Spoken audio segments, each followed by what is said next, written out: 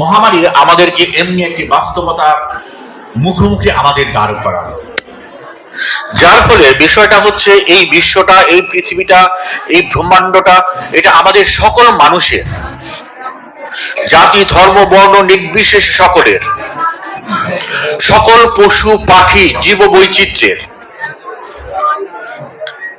আমরা মানুষ হিসেবে আমাদের যে পরিচয়, সেটি হচ্ছে আমাদের সবচেয়ে বড় পরিচয়। আমরা প্রতিটি মানুষ বিভিন্ন পরিচয় নিয়ে, বিশেষণ নিয়ে আমরা টিকে থাকি। ধর্মীয় পরিচয়, জাতিগত পরিচয়, ভৌগোলিক পরিচয়। আমরা হিন্দু, মুসলমান, বৌদ্ধ, খ্রিস্টান ইত্যাদি ইত্যাদি বিভিন্ন ভাবে আমরা সমতলে বসবাস করি, আমরা পাহাড়ে বসবাস করি, কিন্তু সবচেয়ে বড় যে পরিচয়টি মানুষের, সেইটি হচ্ছে আমরা মানুষ।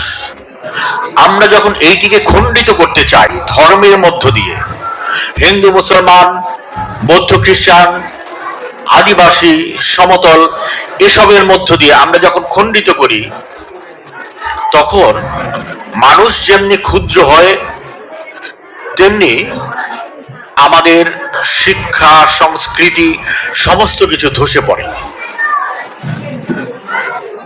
আমরা বিভিন্ন জন বিভিন্ন ধর্মের হতে পারি, ধর্মাবলম্বী হতে পারি,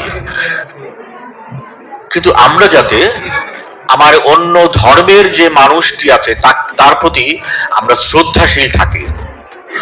অবজ্ঞা করা তো দূরের কথা, আমরা যাতে তার ধর্মের প্রতি, তার আচরণের প্রতি, তার মতামতের প্রতি আমরা শ্রদ্ধাশীল থাকি।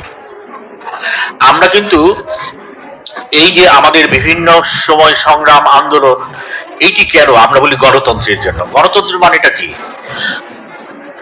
আমরা চাই আমি যেটি মনে করি সেইটি বাস্তবায়িত হবে, এবং আমি আবার চাই গণতন্ত্র। গণতন্ত্রের কথা বলি, আমার ভিন্ন মত পোষণকারী যে বন্ধু, তার মতটাকে প্রকাশ করার জন্য নির্ভয়ে দাঁড়িয়ে যাওয়াটাই হচ্ছে মানুষের কাজ। এটাকেই আমরা গণতন্ত্র করি।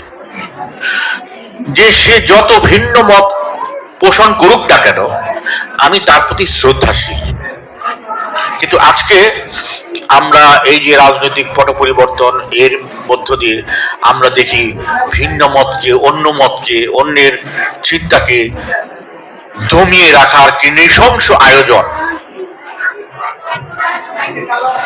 সরকারের দিক থেকে।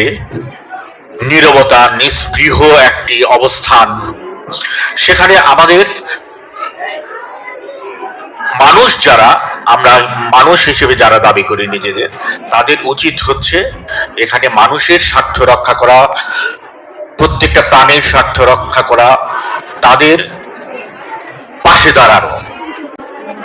এবং আমরা এখান থেকে বেরিয়ে, কেউ হয়তো ডাক্তার হব, ইঞ্জিনিয়ার হব, এখান থেকে তোমরা শিক্ষক হবে, বিভিন্ন জন বিভিন্ন পেশায় যাবে, কিন্তু মূল যে পরিচয়টা, সেই পরিচয় যদি আমরা বহন করতে না পারি, একজন ভালো ডাক্তার হতে পারে, একজন সেখানে ভালো প্রকৌশলী হতে পারে, শিক্ষক হতে পারে, কিন্তু সে মানুষ না, তাহলে লাভ কি?